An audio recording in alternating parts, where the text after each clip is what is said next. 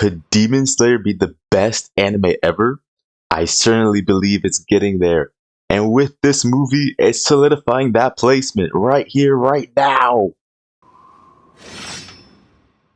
It's an 8.5 out of 10 for me, y'all. The animation, camera work, OSTs, action, plot, and cinematography were all insane. The quality of this movie was super good. They expanded so much from the manga and while keeping it consistent with the source material. The reason I gave it an 8.5 is that I know what's happening next in the manga, so I'm setting those higher scores for the future movies. The stakes get even more insane from here. If the quality is consistent or even better with the upcoming Demon Slayer movies, this series has the potential to become one of the best things ever created for films. Period. Stick around and see why. Also, if you're wondering how I watched this movie, don't worry about it. Don't worry about it, gang. Don't worry about it. Just know that I'm going to watch it again in theaters, and it's going to be insane. Please go watch it in theaters for the best viewing experience and also to show your support for the film for all the hard work that these animators did. This movie took about 3.5 years to make, so regardless of whether you watch the leaks or not, go support the theatrical release. It's already breaking world records in Japan 3 times the initial amount, so we gotta show them what's up in the US. Spoilers ahead for the Demon Slayer Infinity Castle movie.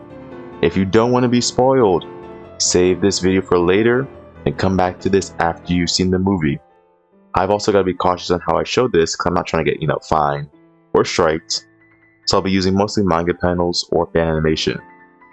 If you personally don't care for spoilers, you still want to go see the movie in its entirety, just go read the manga for a general idea of what the movie covers after watching this video.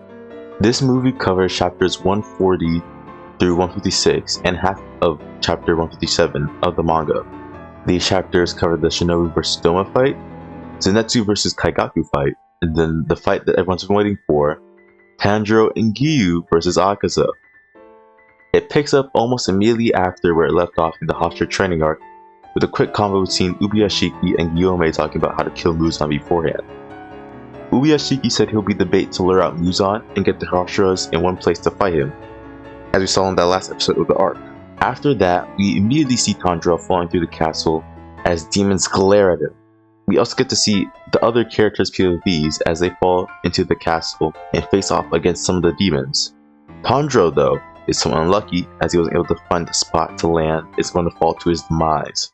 Until the goat Giyu comes flying in above like a missile, uses water breathing to bounce off the different structures, and then rams the both of them into a balcony-like platform with Tanjiro starting off the edge, about to fall again to his doom before Giyu finally catches him and places him on a platform below. Tanjiro senses a demon behind him and defeats it easily with water breathing. As Giyu jumps to the level where Tanjiro is, the room around them transforms, sending multiple demons that the duo makes quick work out of with water breathing. I really like how this movie starts off. We got Aimer singing her heart out in the background, the expansive castle transforming with its warm yet terrifying color tone, and the various characters' themes swapping as we see each of their perspectives within the castle. A lot of very well animated scenes here as well. We proceed to see Shinobu walking up to this giant palace structure, where she wanders around for a moment until she smells blood. She opens the room door where she smelled the blood and then comes face to face with Upper Moon 2 Douma.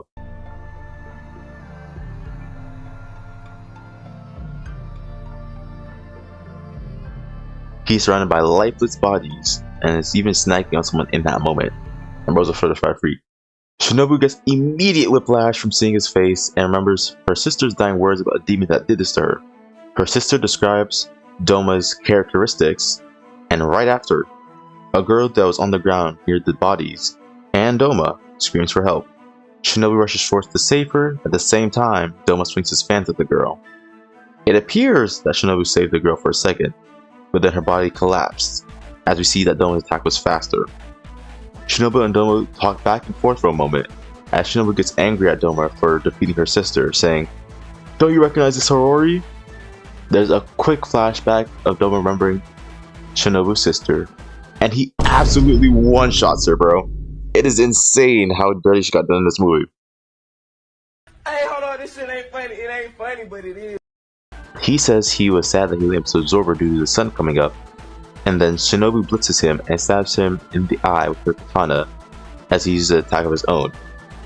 Her poison starts to take effect, and Douma claims it's stronger than the one that she used in Season 1 on Rui's Mountain, aka Lower Moon 5. She acknowledges that they share info and watches in disgust as Douma starts to decompose her poison. They continue to battle for a bit, and Douma is starting to build a resistance to her various poisons. We see Douma's backstory as he was just a kid with colorful eyes who ended up being worshipped and becoming the leader of the Eternal Paradise cult due to his parents.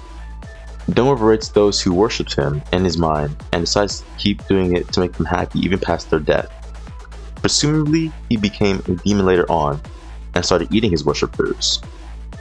Shinobu starts to get more exhausted as the fight prolongs, and the poison starts to work less and less.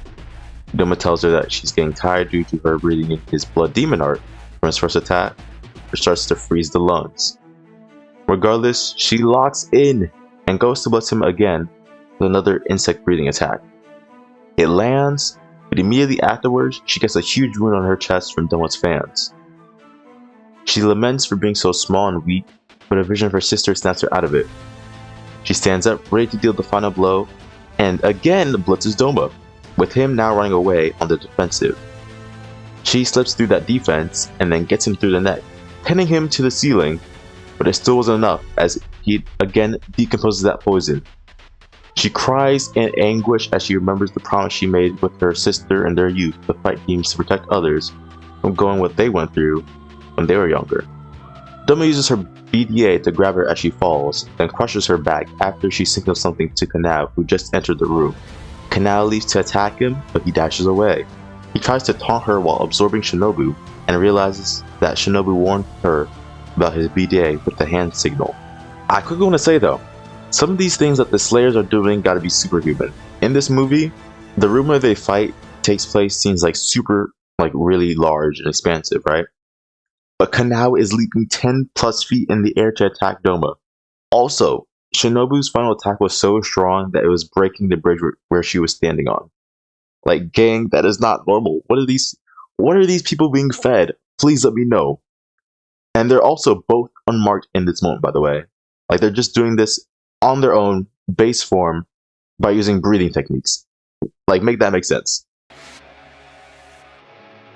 We proceed to see Zenitsu traveling around the castle, looking for somebody. He then falls down a ledge and lands in a room where he tells a person to get out from behind a door. The person he's talking with is Kaigaku, which is now Upper Moon 6. We cut away for a brief moment as the Slayers are now informed that Shinobu is dead after fighting Upper Moon 2, and we see the lower ranked Demon Slayers fighting against the fodder demons. The scene snaps back to Zenitsu and Kaigaku, covered in a golden and red lighting respectively. They're basically having a roast battle for a moment. You fat, you stink, and you ugly, and you broke, monkey. Comes to getting girls, this man's has no taste. Your breath stink. Here's some goddamn toothpaste. Hey!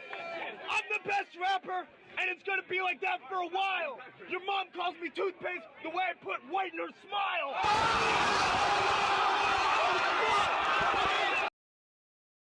Page, I read about a did you say want? Then Zenitsu snaps, saying, "Why would the thunder-breathing successor become a demon?" We see that that person who trained the both of them took himself out due to Kaigaku becoming a demon, and he went out painfully since no one was there to finish the job. The note that Zenitsu read in the hostage training arc is the result of what we're hearing right now. Kaigaku doesn't care that their master suffered, as he didn't want to share the Thunder Hostage title with Zenitsu. The two finally clash, and Zenitsu speed blitzes Kaigaku in an epic shot. We get to see Kaigaku's backstory of how he turned into a demon and his rough upbringing. He did every scummy thing to stay alive, even becoming a demon. Kaigaku is the same kid that even let the demon into the house where Guillaume and other children stayed. Upper Moon 1 was the one that gave him the blood to become a demon. Kaigaku compares that terrifying moment with Upper Moon 1 to now, where he believes that he can easily beat Zenitsu, which he low-key kinda does for a bit. They start clashing again, and Kaigaku is dominating the fight, as Zenitsu is just taking hit after hit. Zenitsu proceeds to get knocked out of the building to a free fall due to Kaigaku's BDA. Last second, he stops his fall, then uses his new 7th form to split bits and one-shot Kaigaku. As this happens, Zenitsu remembers the moments that they had together and said that he respected him. He acknowledges Kaigaku's skills, but said that Kaigaku's happiness was leaking out, and if he never fixed it, he would never be satisfied.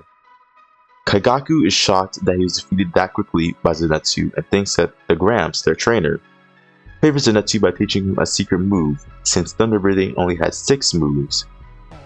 Zenitsu rebuts him and says he created this move to fight alongside Kaigaku. Kaigaku is pissed, but starts getting excited thinking they'll both lose if Zenitsu slams into the ground. However, that thought is quickly extinguished as Yushiro saves Zenitsu. Zenitsu, on the brink, sees his master and tries to cross over to see him, but gets stuck in the flowers. The master says Zenitsu is his pride and joy as they both start to cry. Again, I know this is anime, and reality is usually thrown out the window with these kind of things. But if you guys watched the movie, ain't no way Zenitsu fell that far and was able to jump his way back up to defeat Kaigaku, while his clothes somehow start to burn if none of the non-blood demon art breast styles are real. Like, make that make sense. This was also an incredibly quick fight, not gonna lie. Zenitsu got beat up for 15 minutes, then one shot upper rank 6 solo. You know, it's just, you know, it's a little something. I was also expecting like a new theme for his 7th form, but we really got just like a semi-sped up version of his original theme to begin with, you know?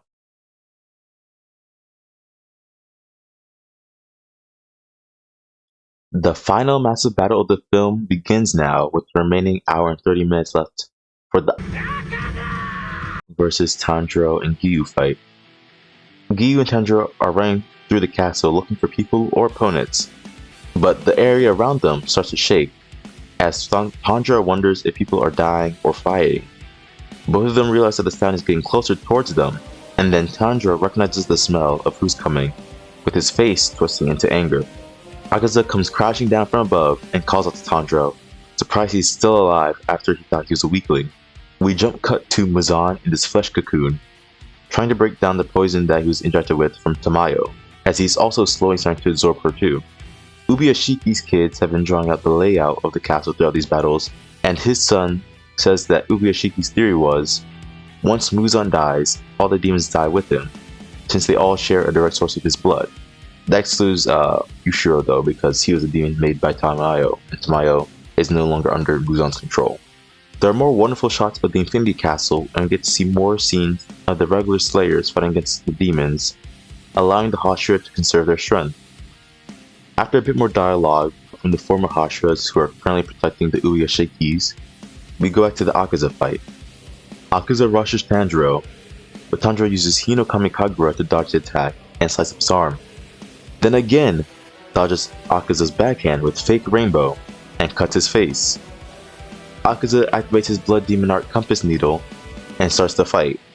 Giyu immediately rushes him, and the castle changes to raise the both of them up on separate platforms as Tanjiro idly watches. I hope you guys go watch the movies in theaters, so I'm about to tell you, they did not have Giyu doing all this in the manga, bro. This is insane. I said it once, and I'll say it again. Things that these Hashira do cannot be human. Look! That jump shouldn't be physically possible, as like a 15 plus foot jump across the pillars, and Giyu clears that easily. Unmarked, by the way, unmarked, keep that in mind. Then one of the most beautifully animated scenes commences with Giyu and Akaza going blow for 3 minutes, as Tanjiro tries to step in a few times, but then gets knocked around by Akaza. If y'all seen them leaks, you know what I'm talking about. And those leaks happen later on. Akaza is constantly trying to ask for Giyu's name, but Giyu ignores him. Akaza then uses his BDA leg form to overwhelm Giyu and knocks him away through several buildings. Tanjiro finally shouts Giyu's name out, and Akaza split blitzes Tanjiro, acknowledging that's the Water Hashira's name. The two of them attack each other, with Tanjiro going on the defensive. Tanjiro keeps blocking the attacks but gets blown back through a wooden pillar. The two of them talk about strength and Akaza says that he's glad Rengoku died that night so he could fight Tanjiro here. Tanjiro freaks out from that, and tells him not to talk about Rengoku. Akaza says that he's not hating on him, he's just complimenting the strong. He says that he hates weak people, but Tanjiro talks about the strong protecting the weak, saying that everyone needs somebody else to get strong since birth, like a mom or a dad. He says that Akaza had somebody else to take care of him when he was young, so he could become strong. Akaza briefly remembers his past when Tanjiro says that, and takes him off. He rushes Tanjiro again and they exchange blows. Tanjiro hides for a moment, trying to analyze Akaza, and claims Akaza's attack go for his weak points like a magnet. He moves from his hiding spot, and then Akaza immediately goes for the head. They start fighting again, and Tanjiro uses Hinokamikagura Solar Heat Haze on Akaza, and got him swan diving in mid-air. That's so funny to me, bro. It's so funny. The landscape changes, Akaza destroys the ground that they're standing on, and then takes the both of them into a new area.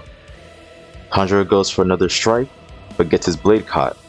He's doing everything to get Akaza to let go before his blade snaps, but nothing works. Giyu appears once again, flying in after that grand slam Akaza gave earlier, and cuts off Akaza's arm, which releases Tanjiro's blade. Giyu locks in and activates his Demon Slayer mark after realizing that Akaza is making him bring out his full potential. We then get a wonderfully animated fight sequence between the two of them, as Giyu absolutely destroys Akaza. I'm telling you, bro, them leaks were crazy. They were boxing for real. I'm saying, Giyu went up, left, right, down, shing, shing, shing, shing, straight throwing a haymaker. He had Akaza looking like a swish kebab, bro. It was insane. Y'all need to see this, bro. You need to see this. Like, bing, bop, boom, boom, boom, bop, bam. However, Akaza adapts to Giyu's new speed and power almost instantaneously. The two of them going back and forth around the castle as Giyu is slicing up Akaza. They then crash land into a room far below, and Tanjiro runs to catch up. When he does, he's about to join the fight again, but stops to figure out Akaza's technique. He looks back on everything that Akaza has said or did up to that point to decipher it, even recalling a convo he had with Noahsxz. He realizes Akaza reacts to battle spirit the same way he reacts to things by smell, or to Noahsxz's own prickly feeling. He rejoins the fight and then gets nearly taken out again by Akaza's aimbot. He miraculously dodges and then has another flashback. The flashback, in short, is his dad explaining how to use Hinokamikagura from dusk till dawn, using minimal movement to exert maximum strength. That slowly allows you to close your mind off, hiding your presence due to that last statement, and sensing things that your eyes can't naturally see. This helps Tanjiro unlock the transparent world, and he realizes that's how he knew Upper Moon 4 Hontenku was hiding in his own heart.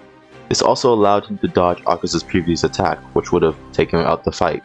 Akaza gets tired of Giyu and prepares to doom like Rengoku. He proceeds to snap Giyu's blade and is about to give him that donut treatment. However, with this new revelation that Tanjiro has, Tanjiro steps in between them and cuts off Akaza's arm. Both Giyu and Akaza acknowledge that Tanjiro's presence has changed. Akaza starts to panic and claims he needs to eliminate Tanjiro ASAP. He uses his final form of his blood demon and destroys the entire room around him. I really like that sequence of Tanjiro having this revelation with the transparent world, and then also the way they animated both the transparent world and Akaza's final form of his blood demon. Both are really, really nice, and the OSTs for all of them are insane.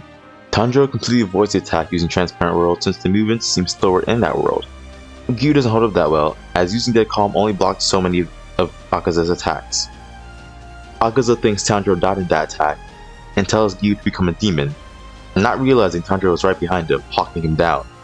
Tanjiro yells to Akaza, saying, "Akaza, I'm going to cut your head off right now!" Akaza is bewildered to see Tanjiro is still alive, and is even more shocked he doesn't sense Tanjiro's battle spirit. Tanjiro hits him with that smooth backflip into the Hinokamikagura setting sun transformation. Akaza, in shock, tries to reattach his head, but Giyu chucks his sword at his dome, and his head goes rolling, then disintegrates. Both Slayers think the fight is over. Suddenly, Akaza's body doesn't crumble, and attacks Tanjiro, which causes him to get knocked out. Before going unconscious, Tanjiro realizes Akaza is trying to regrow his head back like Muzan, so he can be invincible to Nichiren swords. Battered and bruised, it's just Giyu versus headless Akaza. Giyu keeps striking at Akaza, yet the demon still keeps regenerating super quickly. Akaza goes to finish off Tanjiro, but Giyu doesn't allow it as long as he's alive. Those words echo through Akaza and we get to see his past. His life was rough as his dad had terminal illness, and Akaza spent most of his youth taking care of his dad. Akaza would constantly steal, and would get beaten for it as he tries to make enough money for his dad's medicine. One day, Akaza stole again, and was being senseless while being called a demon by the magistrate. Akaza said he'll keep stealing with his feet even if they took his hands. After he was released, he saw a group of people outside of his house. A person ran up to him saying that his dad took himself out to free Akaza from his thieving lifestyle. Hakaji, which is Akaza's human name, was devastated as he was fine with stealing and taking the beatings to help his dad live. Akaza was banished to another village due to his death, shown by marks on his arms. He soon gets jumped by a few adults, but beats them barehanded with ease.